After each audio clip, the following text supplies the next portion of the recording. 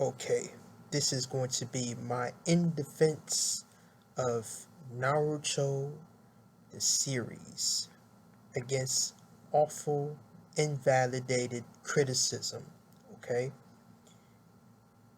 you know, what makes me want to make this video is not the fact that I don't respect his opinion or his or her opinion, but since the name is Theodor and that's a male name, I'm gonna call him him.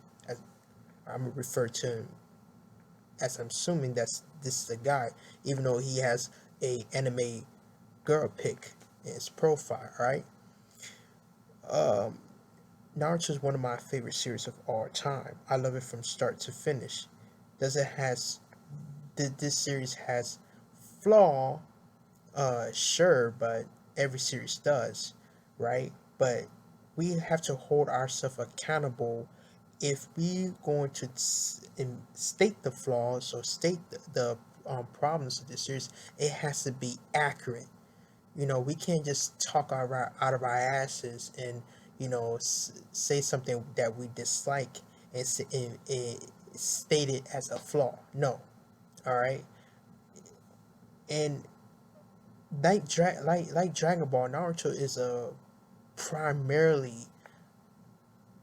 second to none the biggest victim for this. And it's very unfortunate that this community continues to divide because ignorant fan base, which I call them, Naruto haters, like I will say their names. I will say their names at the end of the video. Ignorant people who don't know much about the series or don't pay attention to settle hints about this series and just called it out, which is unfair. It really is unfair judgment. All right, and so let me get into this disclaimer before I, you know, tear his points to shreds because it does deserve it. I'm so sorry.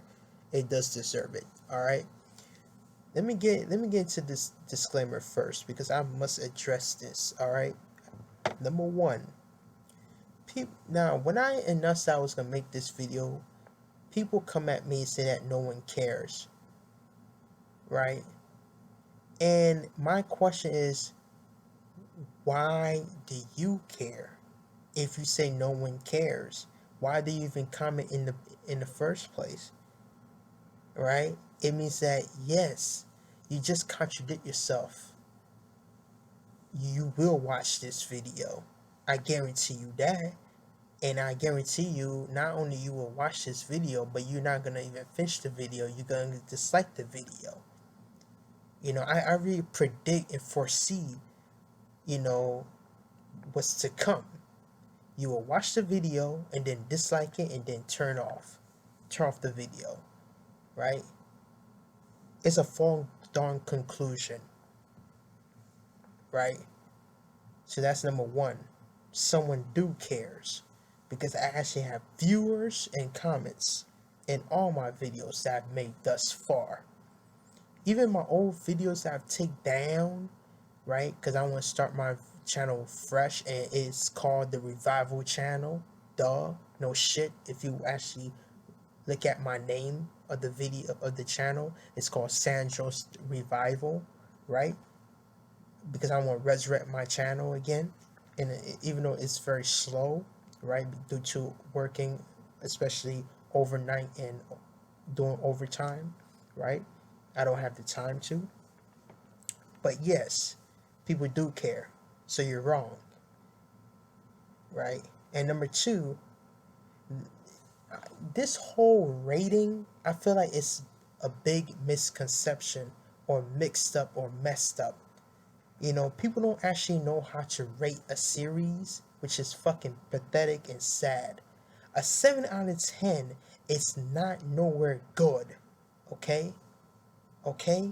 Let me make this clear. A 7 out of 10, it means it's average at best. Why would I want to watch an average mediocrity series like Naruto, who's been um one of the biggest Naruto is the big three for a reason. It's the fucking big three for a reason, right? It's one of the big three for a reason. It's one of the most talked about for a reason. And back then, people was making chapter reviews every fucking goddamn week. How's it deserve a 7 out of 10 is beyond me. The perfect score, in my honest opinion, is an 8.5 to a 9 out of 10. It's an A minus to be fair. Because 7 out of 10 is beneath Naruto, it's insulting. So now I got that disclaimer out the way. Alright, let's get into the thread. Alright, I'm gonna read what he said and then counter his debate, his points. Okay? He says, Theodor says, I just finished the entire Naruto manga.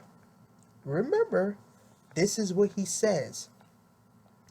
I just finished. It means that he recently finished a few days ago. Or a week ago, whatever. Right? It's not too long. So his memory is fresh. Alright? But at the end, he totally contradicted himself. He totally contradicted himself, which is why I'm making this video now, because he deserved to be educated, to be, because I know everybody made mistakes, but he was so sure that he had everything planned out when he criticized this series. He was so sure that he was accurate, right? But he backpedaled himself. So continue on. He said, and honestly, it was really frustrating read, and I just want to rant about it. So that's what the thread is for. Okay. He said Naruto has to be one of the most inconsistent series I have ever read, or at the very least read in a long time. The series has a lot of great ideas and several great elements as well, but Kishimoto is just not that good of a writer, so execution is almost never good enough. Are you serious? Is this guy joking me? So you're saying that, Theodor, you're telling me that Naruto is fairy tale level or Bleach level at the end of the manga, the final arc of the series. No spoilers, please. Make sure you have that same energy after you read Bleach. Please do. I cannot wait for that. But are you serious?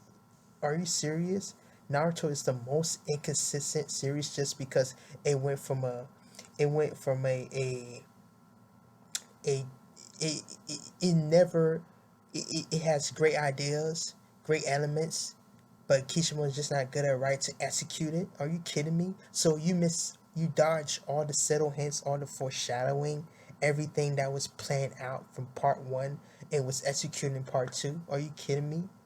Wow. And for all the potential to be fully realized and at its worst, it can ruin everything he's built up.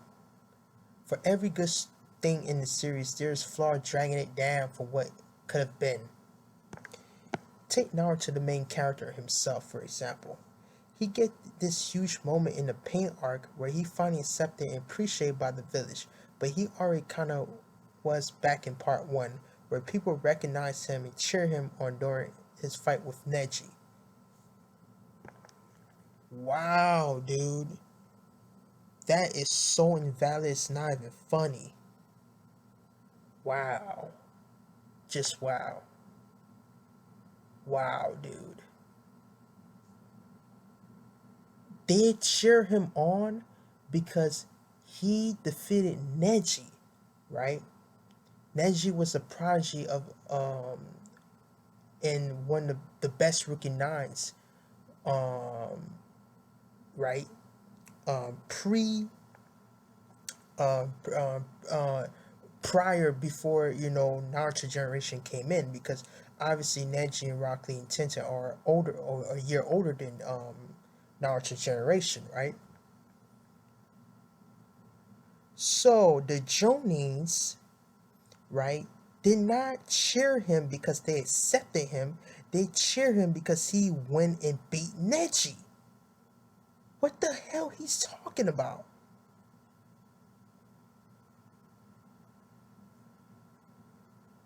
They appreciate Naruto because he he um accepted him as a hero.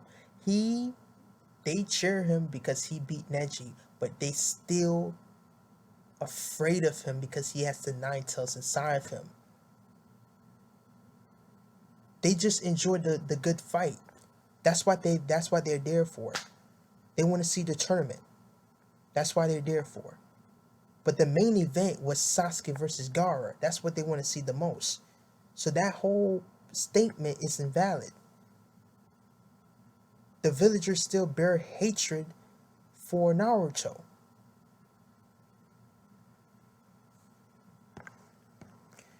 He go on to say, we also don't see Naruto being hated by his village that often except for the first chapter in the flashback, but in the actual present story, it rarely happens. Not only that, but it's inconsistent when the narrative needs it. He was a loner and never had any friends. Oh my god! Because Naruto just graduated from the academy. He already has his own squad now. So therefore, he's not in the village all the time anymore. He go out on missions. He's a real ninja. His first big mission was the Land of Waves arc. That's why you don't see it in the actual present story. Because it wouldn't be fucking interesting. Theodor. Why? You have to remember and paint Naruto as a battle shonen manga. Why the hell when you want to read a series about a main character who got hated by the village and that's the whole entire first arc? Are you kidding me? Are you serious? That's Naruto. You have to understand something. That's Naruto's foundation of his character. That's his introduction of his character. That's what we gravitate to his character. Like Yusuke, when Yusuke got that into when he had into a car accident and dies, right? What was the whole ordeal about? Getting his body back. But that's not the whole first saga, right? He has to go into detective missions, right? Retrieve the artifacts, go on tournaments, become Genkai disciple. All of those story elements ties in together.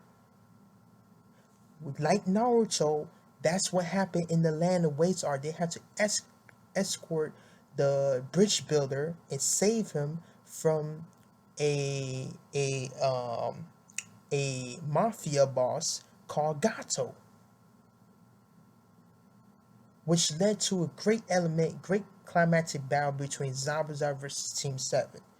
And we get to introduce Kakashi, the team leader, and Sasuke, his rival, and Sakura, the potential female support character that has the ability to heal, and Tsunade and Princess.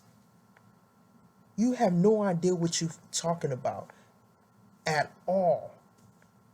He still was hated by the village, but he didn't get treated or mistreated as much prior before he graduated the academy because he built a bond and had new friends with Team 7. He was always around Team 7 most of the time, not from the village anymore. That's why he's not a loner anymore.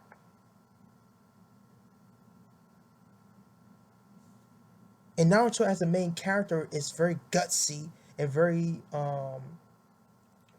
confident of himself because he don't let those negativity and hate by the villagers get to him. That's what makes him likable. You go on, you continue to say, but at other times he was friends with the likes with Choji in the game by the academy already. No, he was not. That's a lie. The anime, this what draws the distinguish between the anime and the manga, and what contradicts yourself, Theodore, because you just say you already finished the fucking manga. Then you shouldn't count the anime filler as a valid criticism, because you should know all too well that Naruto never hang around with Choji, Shikamaru prior before he meet Team 7.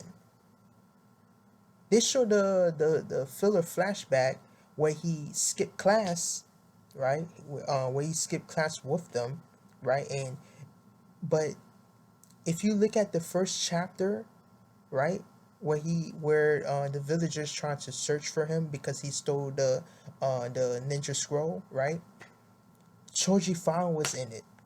Yes, Choji's own father was in it. But you say you just finished the manga. So no, Naruto was never friended with Choji in the game. They were actually rivals. They would actually compete against each other in the Chunin exams. Naruto's true friend was Sasuke. That's what his first best friend. That's why if it was kind of conflicted from the anime and manga, because people assumed that Naruto already had friends, and Sasuke was like, the friend that wasn't really fleshed out. The anime conflict the manga. Okay, he also goes to say the whole Jinjuku behavior doesn't even make that much sense, especially cause several of them are even Kage. Oh my god, this guy's a fucking idiot. Oh lord. Gara was no longer in Jinchuriki after he became Kage. Right? Gara, okay. The thing about Gara, alright, is that he was still a Jinchuriki when he became the Kage, but you have to understand something. He already got acceptance after his fight with Naruto. Right? After his fight with Naruto, he already know the value of love, right? And of course his father was killed, right? But he was no longer in Jinchuriki after his Biju got extracted, after his Tail Beast Shikaku got extracted. He was no longer in Jinchuriki. So the Jinchuriki is a weaponized is a weaponized creation that was sealed on a person to be hated. To be hated. That was already addressed. If you just say you finished the manga, but yet you don't even know what Jinchuriki actually is. But however, though, even though they were hated by the village, they also gained something. They also gained a bond of friendship or brotherly love, just like Killer Bee. Killer Bee may you know may be hated and ostracized by the village like Naruto, but Raikage, which is the third Raikage's son, right, cared for him, and that's why they were the best tag team in the series. As a result, so that whole point is invalid.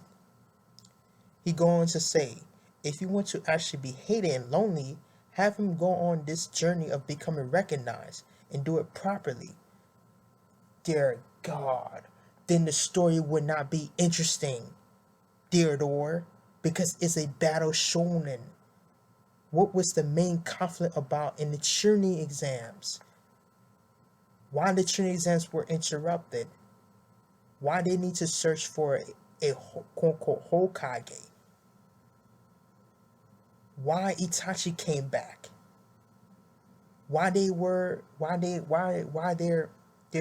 they're at the end of the manga, there was a gaming search to search for Sasuke. It was all about Sasuke.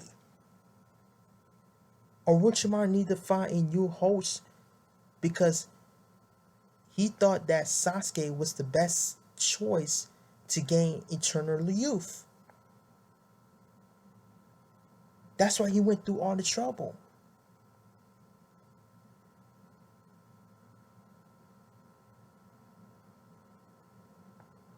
Dear God. And he also says that he also said that in stick in he also going to say that it also doesn't help in Shippuden later on. Oh Lord Jesus Christ, this guy's a fucking idiot. In Shippuden, it is the Kickstarter of the search for Sasuke. After Naruto, that's the purpose why Naruto went to train with Jiraiya. Is to hone his skills so he could protect himself from the Akatsuki, but also the search for Sasuke. Naruto's main core theme is about perseverance, bonds, and hatred. It was never about recognize. Because Naruto got over that shit. As a kid, he got over it. Once he gained bond with Iruka, he got over that. At the fucking first episode, in first chapter, he got over that shit.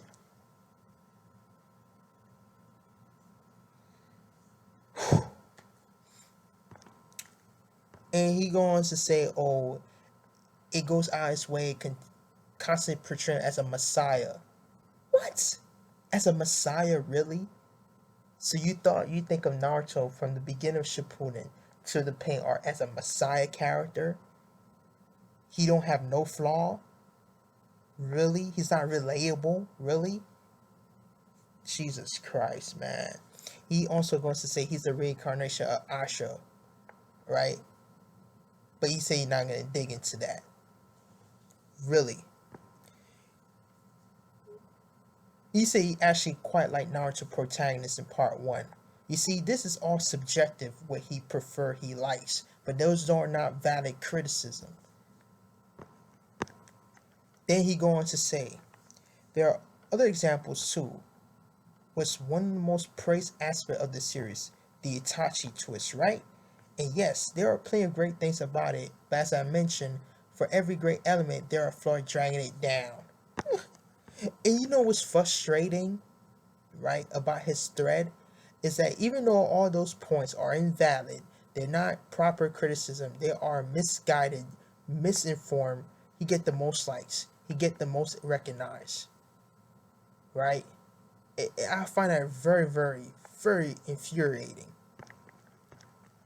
He says, he goes to say, why did Itachi tell Sasuke to murder his best friend?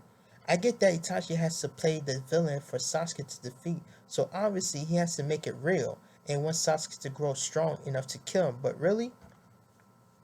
Dear God. That is the only logical reason why he tells Sasuke to kill his best friend. Because he also has a best friend, i.e. Shishri, right? And because Sasuke was there when the three Uchihas accused him for being suspicious because they assumedly thought that he killed Shishri, that's why the seed was sowed. The seed was sown when Itachi told Sasuke to kill. This is how he awakened his manga kill Sharingan. You fucking idiot.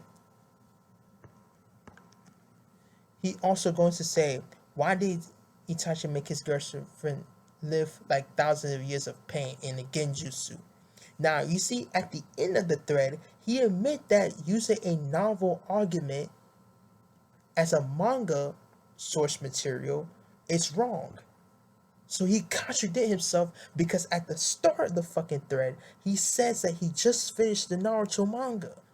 So if you just finished the Naruto manga and you know Itachi's girlfriend was never introduced in the fucking manga, why bring it up? Alright, and he did, and he says, he goes on to says, and then there's the fact that Itachi is part of the Akatsuki to keep track of the organization or something, but he did a very shitty job at it, and having been part of it, obviously done some fucked up shit. Even though he's this pacifist, he asked Kasam to kill them during their first appearance. He necessarily tortures Sasuke, and once the twist comes along, which does a lot of wonders, Itachi is allies to fuck the fucking heavens. Dear God, he missed all the subtle hints. all the subtle hints. First of all, first of all, Itachi never asked Kasami to kill them. He never asked Kasami to kill them in their first appearance,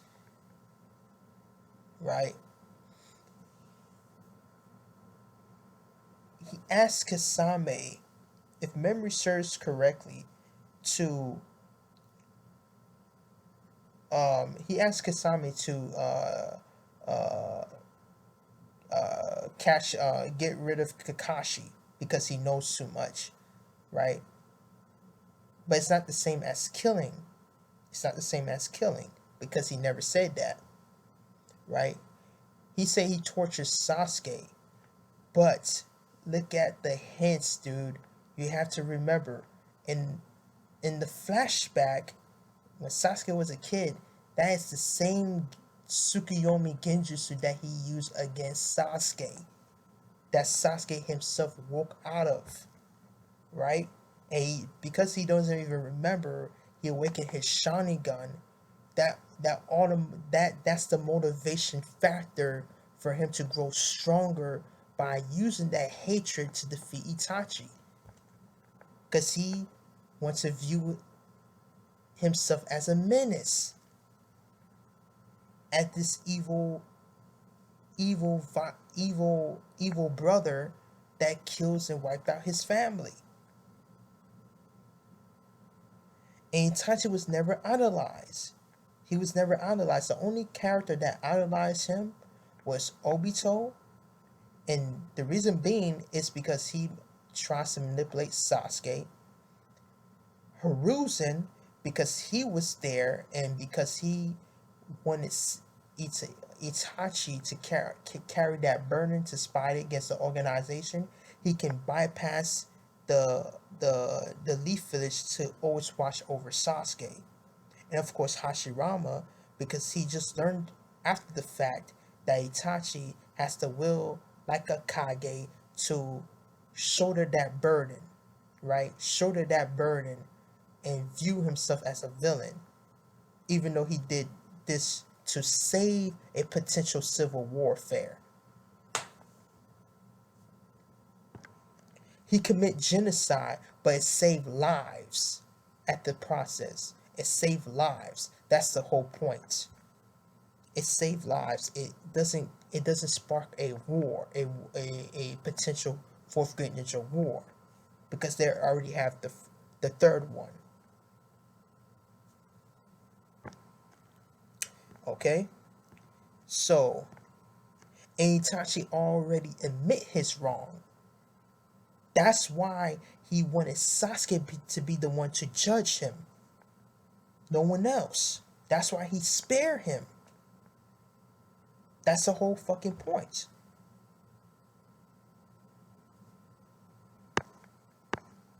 So I'm gonna skip what he says about Itachi because the whole point about Itachi, just to reiterate myself, was to view his younger brother as the judge to kill him for the for the of course for the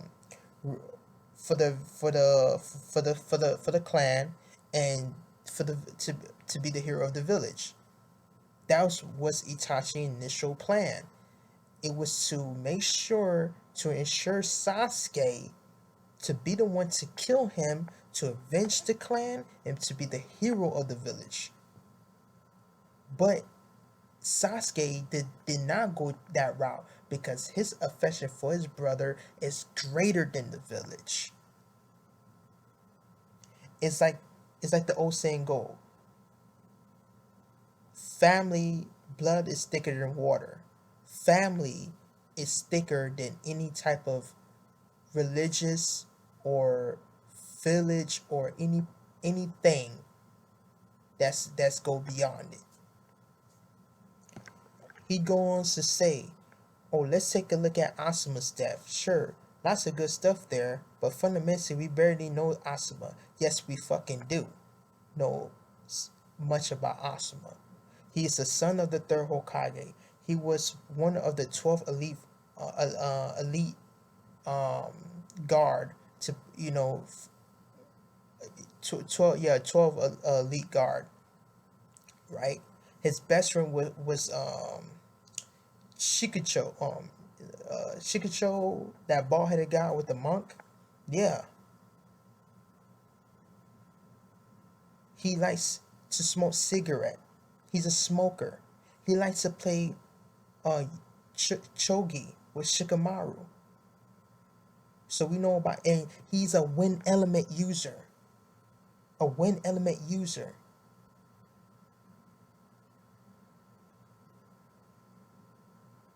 He is the former sensei of Team 10. You see, we know so much about Asuma. Asuma as a character is more fleshed out than 80% of One Piece characters. It's not even funny. It's not even funny. Asuma did way more in part 1 than any of the One Piece character thus far, aside except for um the Straw Hats and the Shishibukai. And maybe the Yonkos. No. Yeah. Well, maybe. Maybe. But Asuma as a character, he is a fleshed out, validated character. Period. Aside the relationship with Shikamaru, if we just keep Asuma as a character, to me, he's a B grade, B tier character. B tier character. That's impressive by Kishimoto. A B tier character. I actually care for him, and he's badass. He beat up all the Sound Ninjas, right, during the Konoha invasion. He's won the 12 elite, and he has a higher bounty than his best friend that got killed by Hidan. And he is a mid-range fighter. You see, I know Asuma way more than you. Than you. So you should care about Asuma. Because I do. And you say John was kind of affected by this too. No, he wasn't. No, he wasn't. I can tell you all his profile and then some. We know his quirks. We know his relationship, not just with Naruto, but he was actually Naruto's uh grand his atypical grandfather, grandson. That's Naruto godfather, because he was responsible for naming him in that novel book. He shows and teach Naruto the way of a ninja as a man. Teach him with the originator from the Rasengan. That whole search for Tsunade arc, go back to it. Go back to that arc.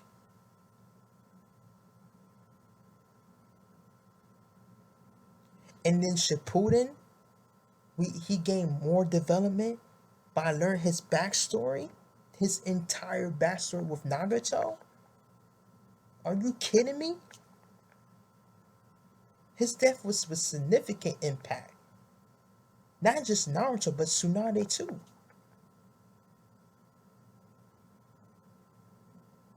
And his rivalry with Orochimaru resembles Naruto and Sasuke rivalry.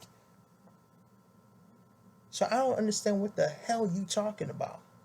Asuma and Jiraiya's death was significant and important impact, not just to the main characters like Naruto and Shikamaru, but they solidify themselves as validated characters because Kishimoto took the time to develop them as characters.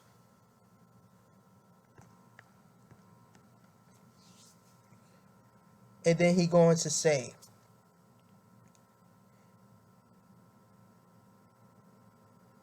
he going to say that Jiraiya being Naruto's godfather also makes me think really should have checked on him once when he was a kid.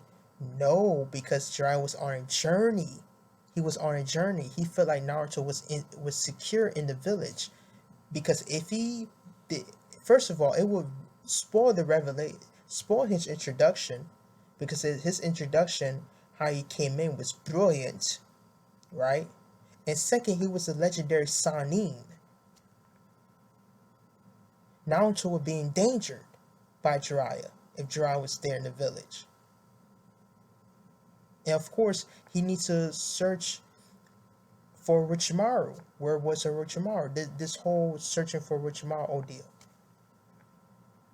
which led to the organization of the Akatsuki. You see, that was all foreshadowing, Theodor. You gotta get into the program, Theodor. Naruto's a battle manga. It's not a slice of life manga.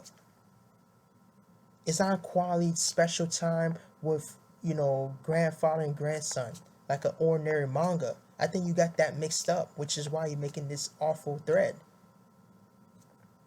I can't imagine after you reading Dragon Ball, you can come up with that same foregone conclusion. I can't even imagine that, because your take on this series, your criticism in this series is so goddamn awful that it needs to be torn down to shreds.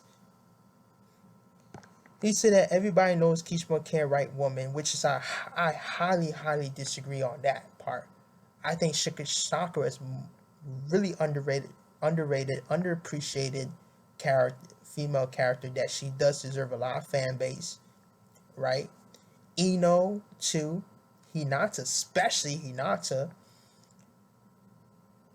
Tamari, she's a strong female character.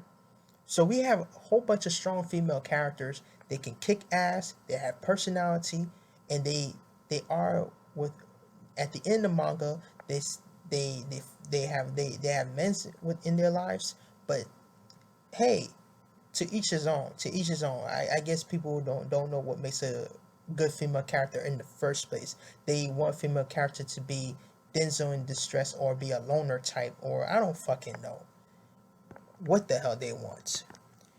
And this also the biggest part, which is going to be my next interesting video about Naruto's world building being underappreciated, because it's not underdeveloped. It's really well developed and really well fleshed out. And I think many people confuse what Naruto world building actually is. Okay,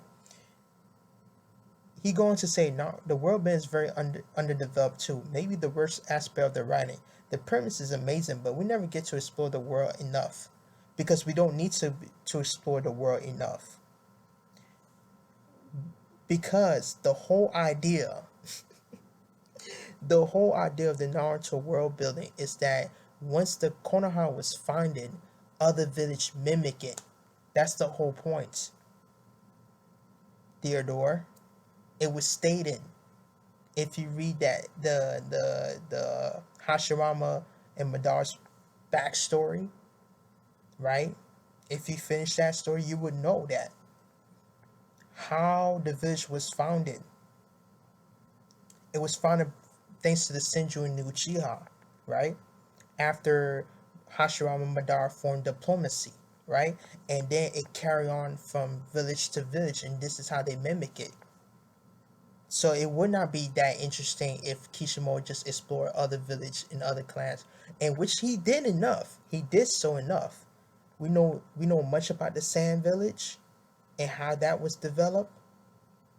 We know much about the Hen Cloud Village, right? And you can tell they're hungry for power, because they are the ones who tried to steal the Byakugan, right? And that whole deal, right? We know how the clan system operates, right? And how the shinobi village have have rankings, actual rankings, right? That was addressed early on in the series, right? We learn more than enough about the Naruto world building, right? And primarily, Naruto is a character-driven story, not world building. So because you think that the world building is so underdeveloped, right? So underdeveloped, right? You want to see more, right? But what makes it interesting is that the characters themselves is part of that world building. But yet you too blind to see that. And then he go on to say, like, other cool Jinchuriki want more of that. First of all, the three main Jinchurikis that we know about is Naruto, Gaara, and Killer Bee. And they all each have a purpose because it connected to Naruto's growth. Other characters does not connect it to Naruto's growth because during that prior time they had to be the sacrificial pieces to progress the plot. If fucking Kishimoto developed all these characters, right, and make them stronger characters, then guess what, Theodore? The Akatsuki plan to revive the Jubi will be delayed. It'll be a slow pace. Nothing will get done. And then you will have more shit to rant about.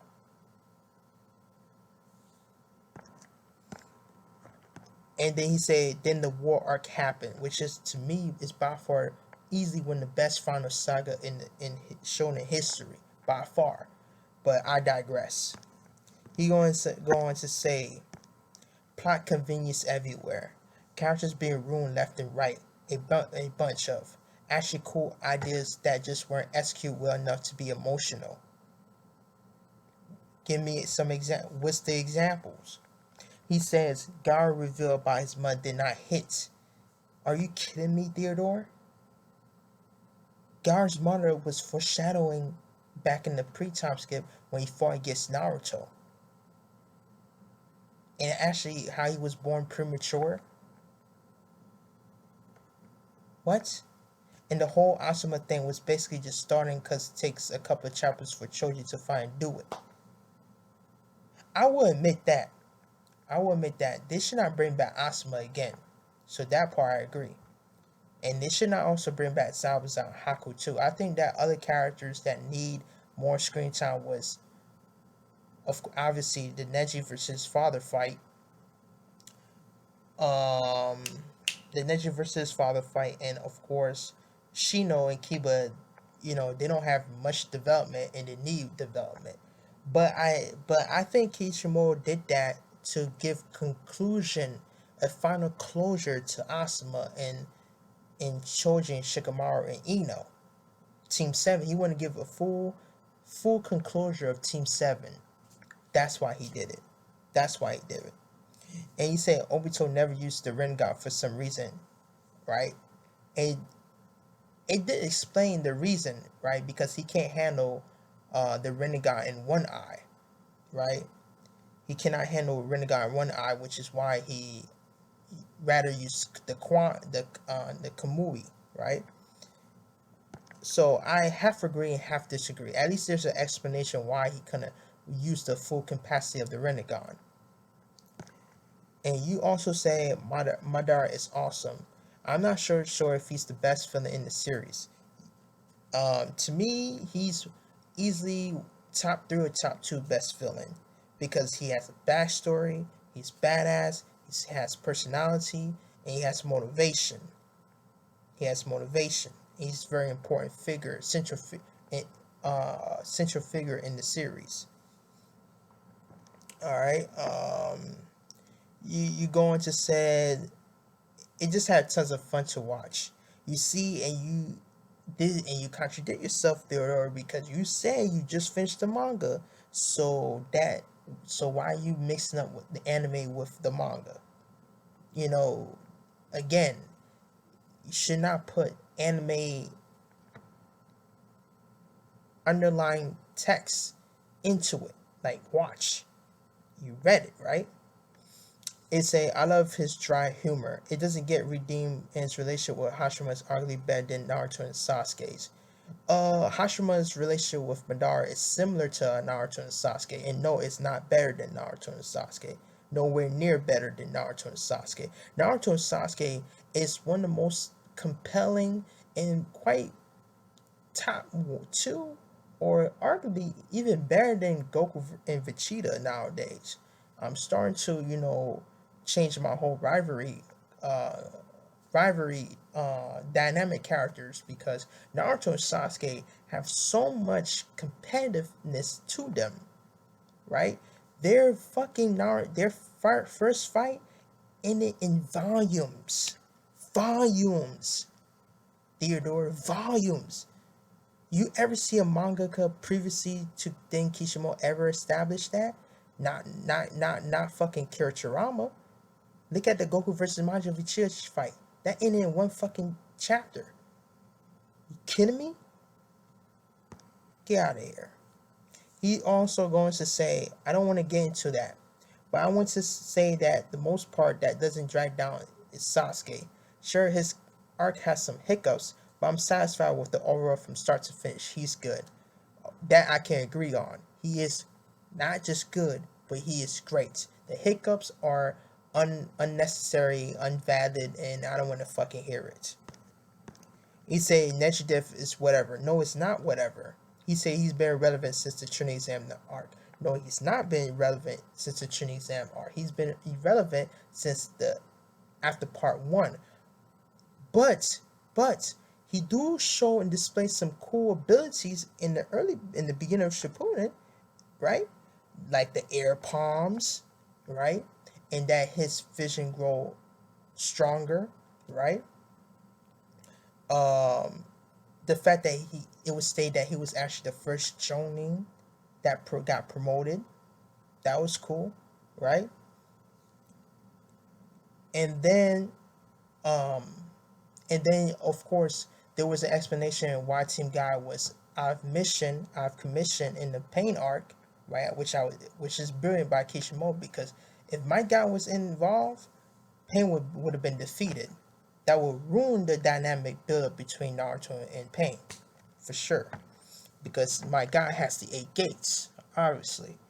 Um, which is why we didn't see Neji in action for so long, right? And then there was a big opportune moment for Neji to face his father, but Kishimoto had a different plan because he wanted to give his father a closure that the branch and main family are are united. They're no longer separated, right?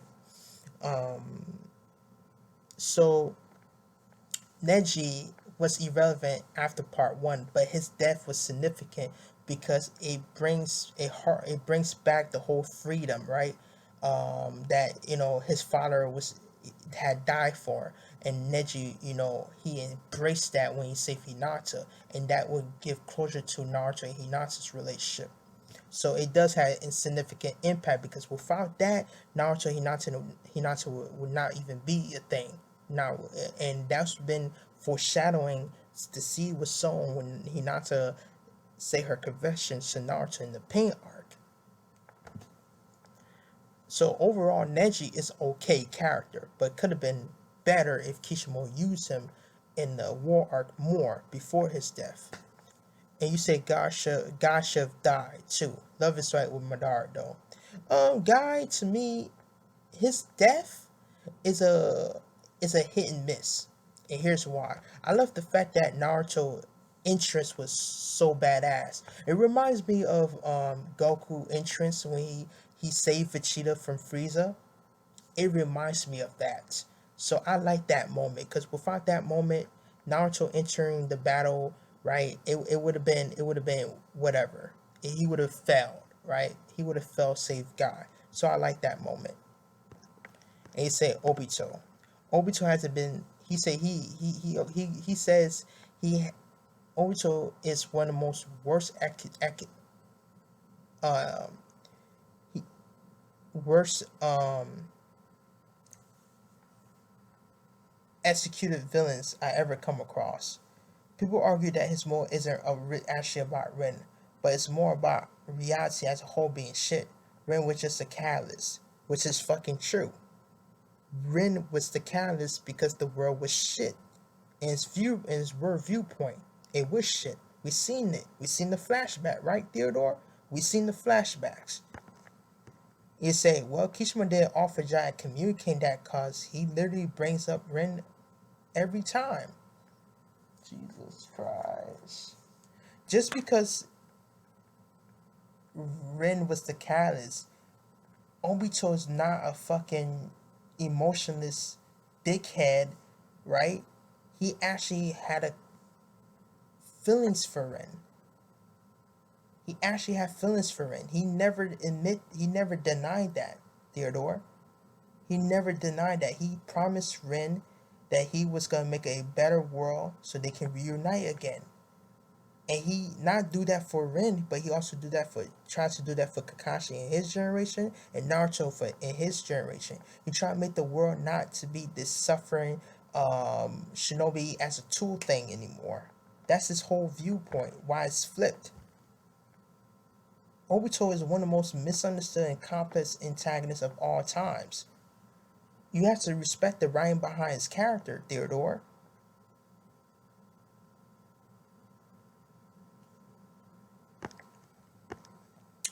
So, yes, Theodore, Obito has affection for Ren. He never denies this, right? But his motivation not his motivation was not solely for Ren. It's not solely for Ren. That's where you fell at. It's not solely for Ren. Ren, when he witnessed Ren's death, it brings back what Madara told Obito about will return back to the cave because he would know that what Madara told him was right all this time, all along. Because Madara himself set up Obito in Rin's death.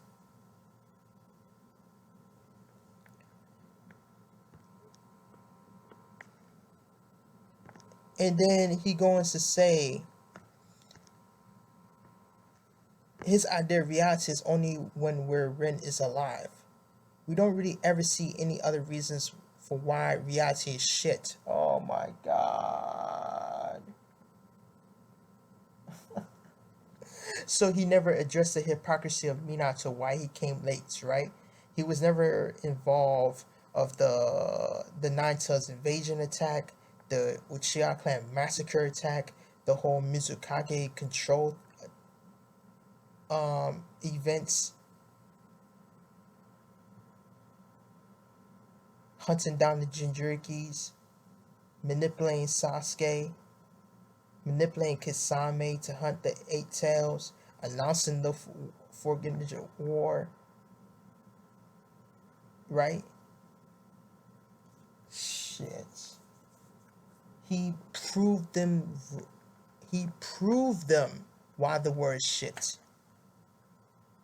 Because the shinobi operation, turning infants or children to Jinchuriki for weapon of war, is shit. That's why he want the world to be in infinite peace. Because that's why Ren was a byproduct of a tool that was used for a weapon. She had the three tails inside of her forcefully. That's why Obito used Ren as a primary catalyst. Like the first quote that like the first statement says, right? It's more about reality as a whole being shit. Ren was just a catalyst. That is 100% true. And which is why most people don't quite get it about Obito's motivation. He does care for Ren. He does have affection for Ren. But it was not solely for Ren.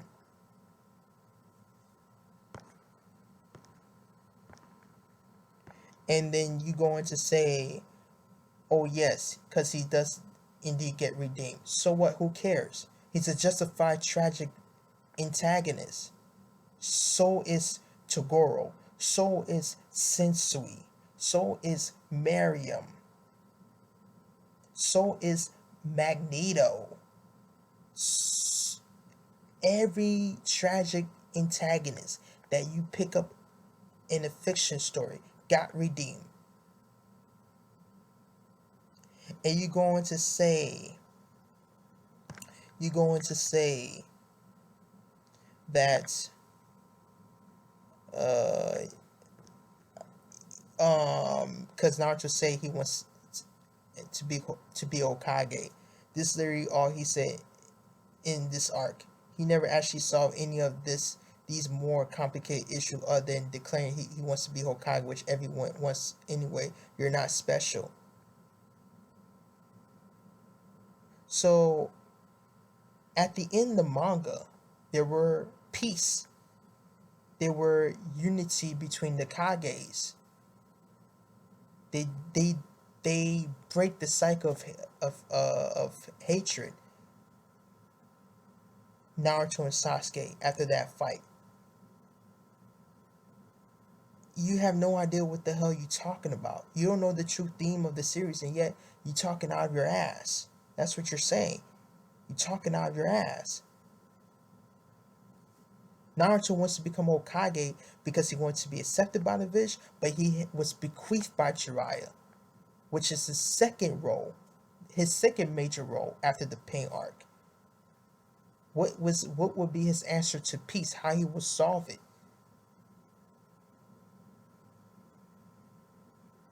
By breaking the cycle of hatred. Hello? He break that curse of hatred that was recycling from Ashura to Indra, from Hashira to Madara, and now Sasuke to Naruto, to himself. He break that. Thanks to Naruto and Sasuke working together to defeat Kaguya. You're going to say, and Obito changed his mind because he too wants to become Hokage, and he was younger. And the whole pair with Naruto would just did that with Nagato. Oh, Lord of mercy. But they were different execution style. Nagato was was Nagato one doesn't even want to become Hokage. He never say he wants to become Hokage. Nagato wants to um, help Yaiko to find peace, to bring peace to the Rain Village. Nagato never say he wants to become Hokage, so you're fucking wrong. Only Obito wants to become Hokage. So the Naruto and Obito parallel is more dynamic than Naruto's and Nagato's. You idiots. And he said when Obito died, guess what Naruto said? As someone who tries to become Hokage, Obito is nothing but awesome to me. What the fuck? Obito is the reason your parents died. He's the reason you're a Jinchuriki. He's the reason the village was destroyed by Nine Tails. He's the reason the Akatsuki exists. He's the reason there's a war in the first place. And all we know, no shit, you shithead. He was talking about before Obito became a villain. Remember what Naruto said, right? As someone who tried to become Hokage, Obito is nothing but awesome to me. He idolized Obito's when he was before he became Toby. And after he became Toby, he tried to redeem himself and tried to ally and to fight against Kaguya by sacrificing himself. Obito had his method was the wrong way. That's true, but he has an admirable method. He has a not method, but admirable cause. There you go. Which every cause has an effect. That's what makes him a tragic antagonist. A tragic antagonist, because he started as a tragic hero. Then he became the antagonist. For every fucking tragic antagonist in every fucking fiction stories you picked up. They had a motivation, but the way how they do it is evil. Sure. But the main hero will acknowledge that.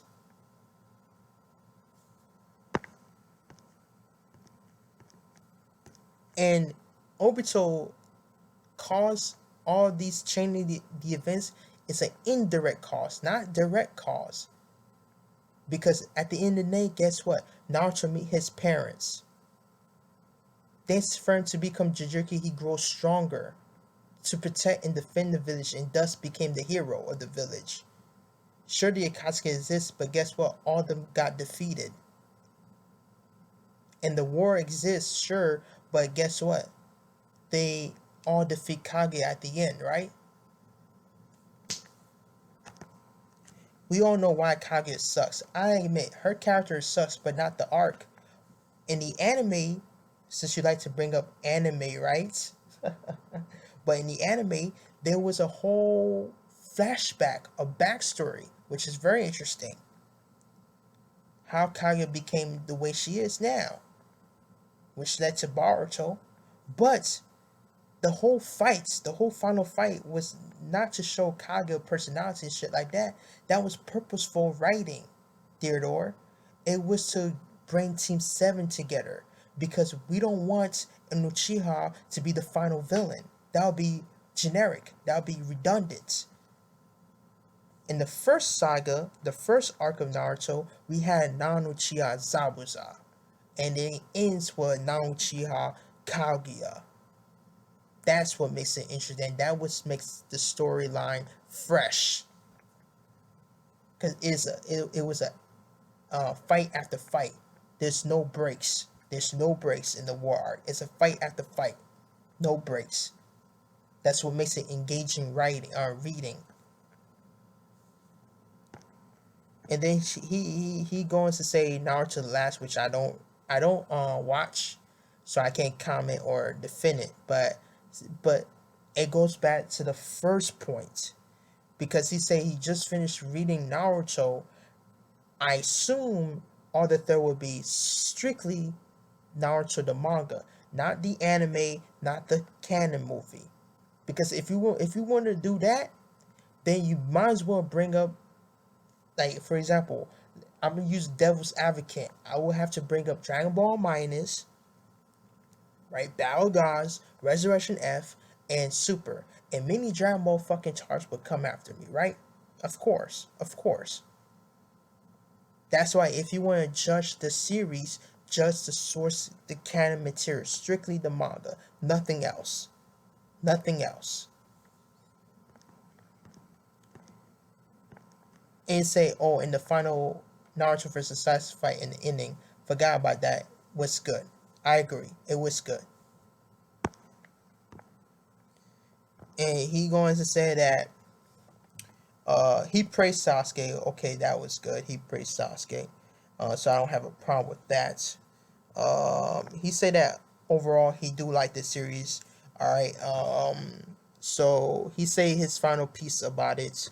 And then he praised of course the Sharingan aspect, the Jutsu aspect. He basically praised the concepts of Naruto, which is okay, I agree. And you see, and towards the end, he say he seems like he mixed up anime only stuff, which he also apologized. You know, which goes back to my first start of the video. Why do you say I just finished the entire Naruto manga, the manga, and then you going to say you add anime only stuff? You see, you contradict yourself. That's why many people attacking you in the comments, because your criticism is so inconsistent, right? Your favorite word that you love saying, that you backpedal yourself.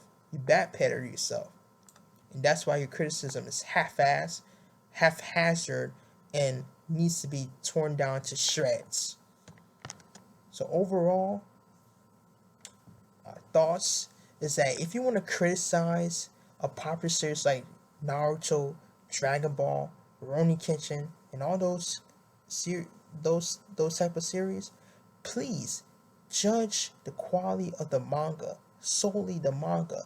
If you separate, and please do yourself a favor, separate the anime only and manga, please, because it will conflict and contradict one another, and it will make all your points bad. Seriously bad. That's all I'm saying.